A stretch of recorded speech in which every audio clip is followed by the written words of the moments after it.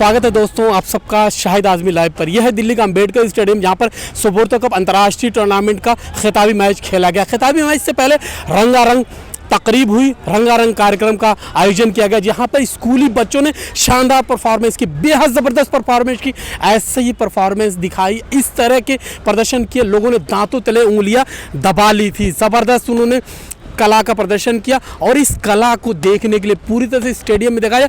बड़ी संख्या में लोग आए हुए थे, भारी संख्या में बच्चे भी थे, फैमिली के लोग भी थे, स्कूल के बच्चे थे, तमाम तरह के लोग थे। और इन बच्चों की उन्होंने कला देखी। उन बच्चों ने जिस तरह से अलग अलग तरीके से, अलग अलग ढंग से अपनी प्रस्तुति पेश की, उसको देखने के लिए आए थे। लेकिन मैच की बात कर लेते हैं। मुकाबला किसके खिलाफ था? मुकाबला था चंडीगढ़ वर्सेस CBSE उत्तराखंड की टीम थी।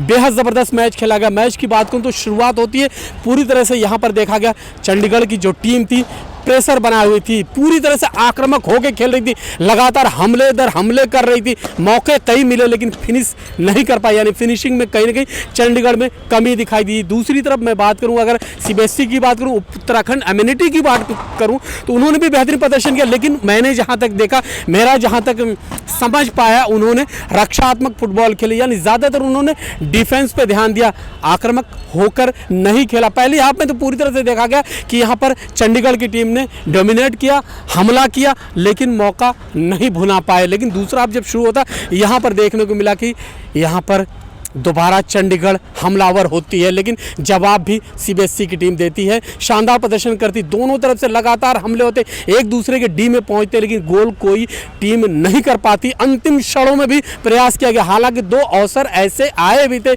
जहां पर देखने को मिला कि जब ऑफ साइड होता है खिलाड़ी गोल करता है, लेकिन वो ऑफ साइड होता है, लेकिन जो लीगली गोल है वो हो नहीं पाया। उसके बाद एक्स्ट्रा टाइम में मैच पहुंच जाता है। एक्स्ट्रा टाइम में भी 7-7 मिनट के एक्स्ट्रा टाइम होते हैं जहां पर भी दोनों टीमें में से कोई गोल नहीं कर पाए। उसके बाद पेनाल्टी शूटआउट तक मैच पहुंचता, और पेनाल्टी शूटआउट में जैसा सबको पता है दोस्तों, सभी को मालूम है, पेनाल्टी शूटआउट में सबसे बड़ा किरदार होता है गोलकीपर का। गोलकीपर की एकाग्रता, गोलकीपर का धैर्य, गोलकीपर का समझ, गोलकीपर की एक्सपीरियंस, तमाम चीज़ें होती हैं जो मुकाबले को बनाए रखती है, अपनी टीम को जीत की तरफ ले आती है। और ऐसा ही कुछ किया है गोलकीपर। वो कौन से गोलकीपर? वो गोलकीपर हैं चंडीगढ़ के गोलकीपर, जिन्हें बेस्ट गोलकीपर का अवार्ड भी दिया गया। उन्होंने शानदार प्रदर्शन किया, सेव किया, एक गोल सेव करते ही उनके चेहरे खिल उठे, चंडीगढ़ की बाहें खिल उठी, और वो चंडीगढ़ जो पिछली बार की उपविजेता थी और खिताब की तरफ बढ़ती चलेगी। और जब यानी पेनाल्टी शूटआउट पूरा होता है,